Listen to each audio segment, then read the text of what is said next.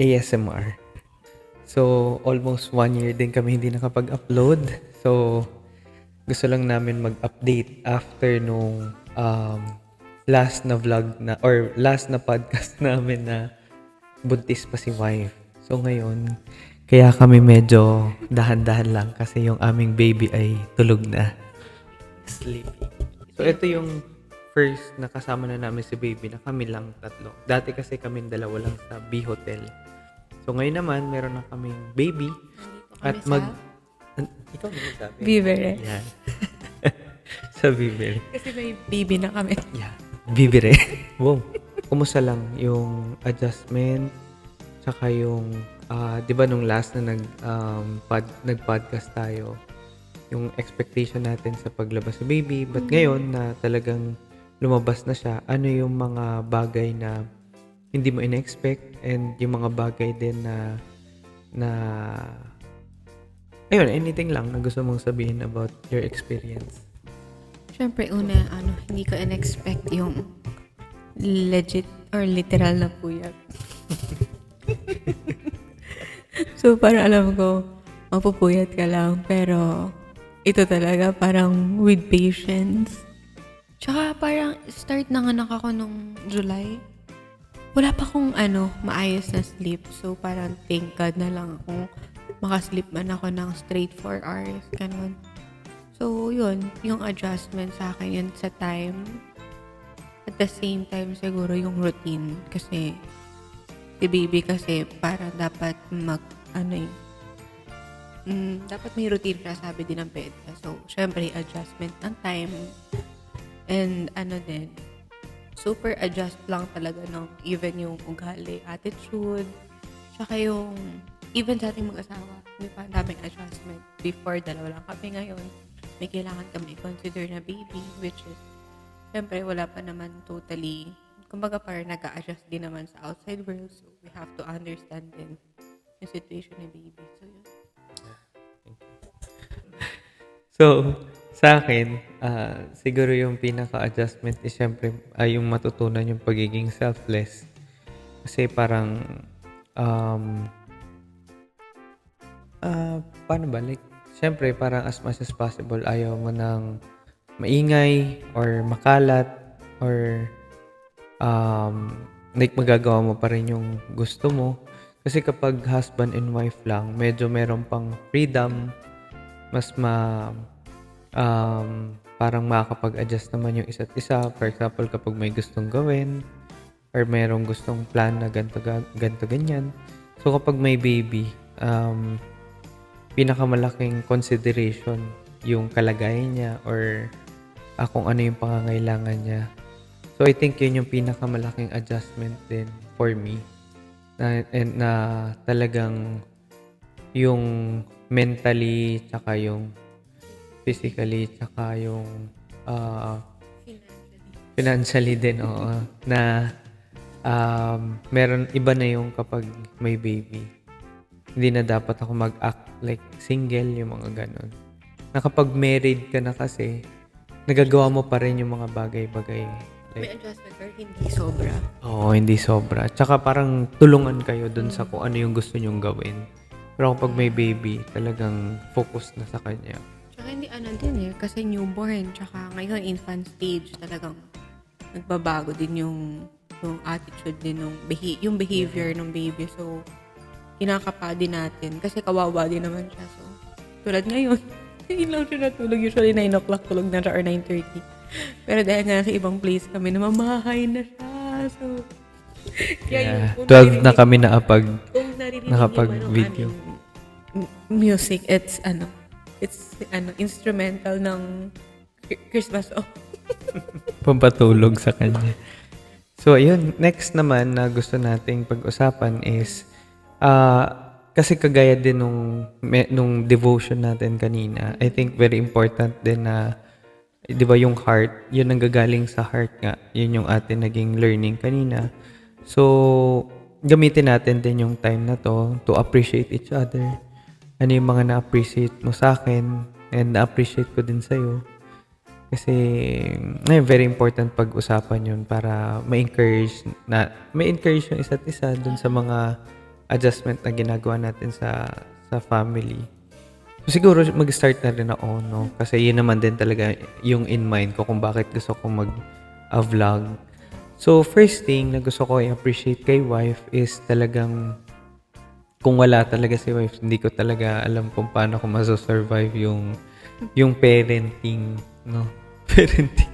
Hindi talaga siya kaya kapag lalaki lang. And na-imagine ko gaano kahirap na, ayun, for those na talagang husband lang yung nagpapalaki sa baby. Kasi, yun, parang yung sacrifice talaga, mas mabigat talaga siya sa wife. And na-appreciate ko yun kasi yung mga bagay talaga um, na parang nagiging, ano ba, nagiging natural. Ewan ko kung natural pero parang yun yung mother heart mo na nakikita ko kung paano mo i-care si baby, even yung consideration mo sa lahat, ganon. Yung pagod mo, then kapag alam mong very protective din yung asawa ko, na which is doon naman din nagko-compliment yung isa't isa sa amin. Kasi ako naman medyo parang gusto ko na mag-grow si Samuel. Then matutunan niya yung mga bagay-bagay, ganon. So, and then pinaka na-appreciate ko pa is kung kanina na-share ko na medyo nahirapan ako mag-adjust kay wife, hindi ko siya makita kasi yun nga, parang yun yung parang parang mother ano ba tawag doon? Parang instinct, yun. Mother instinct. Or Kulit na. Then, ayun nga, na-appreciate ko kay wife kasi kapag nag-work ako, kino-consider niya talaga yung tulog ko. Kaya nakaka 8 hours pa rin ako natulog. Minsan naman, oo. Pero minsan, 6 hours, 7 hours. So, medyo hindi kasi ako ganado kapag hindi ako nakaka 8 hours. So, yun yung pinaka na-appreciate ko kay wife. Pero yung eating stage niya talagang hindi ka nakatulog din. Oo nga eh. Yeah. Tsaka ngayon natututo na akong magpatulog sa kanya. Yeah. Kasi before, medyo nahirapan ako magpatulog. But, ayun, thankful kay wife na before ko matutunan yung pagpapatulog, siya talaga yung gumagawa ng lahat ng yun. Kahit yung pagpapaligo, I think yung pagpalit lang ng pampers yung minsan ko nagagawa. Na ngayon, medyo hindi ko na nagagawa. Nagtutulungan na kami ngayon kay baby. So, ayun, like in any support naman din na ginagawa mo for me. Even yung paghanap mo ng place natin today. So, ayun, parang nakikita ko lalo yung importance na I mean yung blessing sa akin na kung bakit ako binigyan ni Lord ng asawa. Yun. So yun yung pinaka na-appreciate ko. Hindi ako magkakaroon ng family kung wala ka. Wow. Okay. So how about you? So ano to appreciation sa'yo? Yes. Okay. Anything lang that you want to appreciate. Siyempre, na-appreciate kita kasi sa lahat ng ginagawa mo, how you provide. Diba? Kasi knowing na I'm a full-time housewife. Diba? So parang more on baby side ako, ganyan. And praise God na si God talaga yung nagpa-provide sa atin. So, na-appreciate ko yung aking husband sa pag-provide niya and doing his work excellently. I mean, parang to really glorify God. So, na-appreciate ko yun. And even yung adjustment, like, alam ko hindi naman madali mag-adjust knowing na parang may work ka, tapos tinutulungan niya rin ako sa gawaing bahay, ganun. So, tapos, syempre, minsan ngayon, tumutulong din siya kay baby. So, ang dami niyang iniisip, ganun.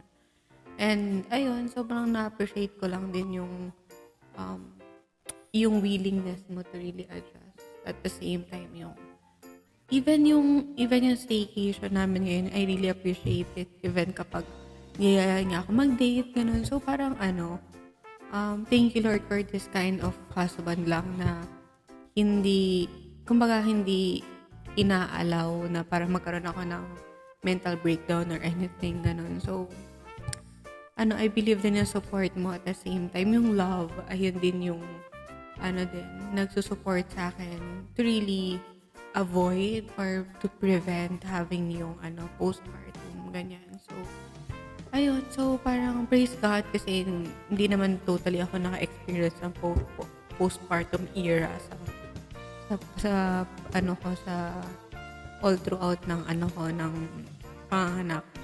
And I believe it's also the support din ng partner, ganun. So even yung pag-encourage akin to really do devotion, to really lead our family. So sobrang na-appreciate ko yun. And at the same time yung how I see din kung paano ka ah, um, mag-work heartily, not just in work, even sa ministry, sa D-groups natin. So, sobrang na-appreciate ko yun kung paano mo siya na-handle sabay-sabay. Kasi ako, more likely family side. Ikaw, may work, may church, may family, may friends. Though may friends naman ako, pero ang daming sa plate. So, still, parang praise God sa life mo na nakapag-adjust ka in situations like that. Thank you so much. And I Praise love God. you so I love you so much, my wife. And love you. Okay. Then, so, last naman na I think we need to appreciate is si baby naman. Ayan. Siyempre, tatlo na tayo. So, Mapapanood ni Samuel, no? habang natutulog ka ngayon, i-appreciate ka namin. We also need to appreciate each other. And kahit baby ka pa lang, na-appreciate ka na namin. So, ayun. Sinong gusto mo na? Sige, ikaw na lang muna. Please. Ako na lang muna. Ako, sobrang na-appreciate ko si Samuel kasi parang, especially ngayon na kapag hinahanap niya na ako, or kapag excited siya na umuwi ako sa bahay. Oo. So, parang taong-tao na talaga siya. Tsaka, kapag sa umaga, yung nagugulat na lang ako, tatabihan niya ako, tapos, iba lang yung ngayon. Bali, may lumipad na ulo kanina sa habang tulog ako, tapos gulat na lang ako, parang pinaputok yung labi ko. Biglang, gumanon kasi, bigla siyang lumiyad ba? Lumiyad, tapos umiga siya sa bibig ko. So, dumudugo kanina.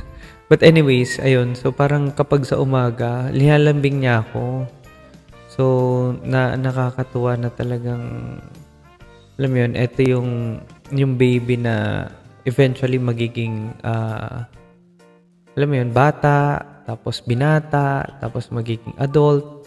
So, na-appreciate ko lang yung pagiging sweet ng anak ko. Ayun, so sobrang sweet niya. Tsaka, kapag nasa work din ako, siya din yung nagiging, one of my motivation, oo, na parang excited ako umuwi, excited ako na may mapakita sa family, like anything na mabibili or magagawa namin, ganon. And, ayun, kahit talaga yung, totoo pala na kahit yung smile ng anak mo, parang nagbibigay sa'yo ng strength. Yeah. So, kaya na-appreciate ko yung anak ko kasi siya din talaga yung nagbibigay sa akin ng push pa. Ayan. So, ayun. I love you, my baby Samuel. Ako siguro sobrang na-appreciate ko kay Samuel. Yung tinulungan niya ako to really have long patience. Kasi almost 24/7 kami magkasama. So, matetest yung patience mo, especially very vocal yung baby namin. Very, emotional. Kung may gusto siya iiyak niya talaga. Yeah. So, pero, at the same time, ngayon kasi, di ba, parang may mga emotions na siya, like nakikipaglaro na, tapos tumatawa na siya. Tapos, sobrang ma-appreciate mo lang yung yung pakiramdam na, ayun nga, lalo na gustong-gusto mo pag natutuwa siya, lalo na pag dadating yung daddy niya, sinasulubong niya. Parang nakakatuwa kasi alam niya na ako yung mommy niya. Diba, ikaw yung daddy niya, gano'n. So, parang nakakatuwa lang na parang yung, alam mo yun, hindi mo akalain na ito yung galing sa tiyan ko. Sobrang appreciate ko siya, super cute. Paging-pagi ako sa anak ko. Totoo pala yun, no? Puging-pugi sa dahil kamukha niya, puging-pugi. Ngipin. Pero, ayun, sobrang appreciate ko kay Samuel. Very sweet nga talaga siya. Lalo na kapag may time na minsan napapagalitan na, ganyan. Hindi, alam mo yun, pumapalyo pa rin sa patience. Pero kapag alam niya kasi yung feeling na kapag napapagalitan siya, yung nakakatuwa eh. Parang maawa utak. ka, di ba? So parang andun yung mom guilt. So parang ayun din, si Samuel din talaga sa akin yung nagturo to really have long patience. And yung pagiging mother ko ngayon, thank you Samuel for making me yung mga boy. Pero si God pa din. Pero Yeah. we really just appreciate you, baby. Hindi ko alam kung kailan mo ito mapapan. Ah, So next vlog Habang namin is tulog. next year. 2 years old. pag 2 years old. Kapag pwede na siya umupo sa gitna namin. Ngayon kasi iniiyakan kami. So ayun lang naman yung aming video. Very important lang to appreciate each other. Para Japanese content. Oo nga eh. Ha? Family content. Family content na. Hindi, kahit ang content naman talaga nito, kahit anong anything under the sun, di ba? Yung pag-uusapan. Eh. Under the moon, guys. Under the moon kasi anong oras na. Okay, so ayun lang po for our video tonight. We hope na meron din kayong mga natutunan kahit papano, and also sa family namin. Something lang na gusto namin itong gawing memories. Bye! Bye.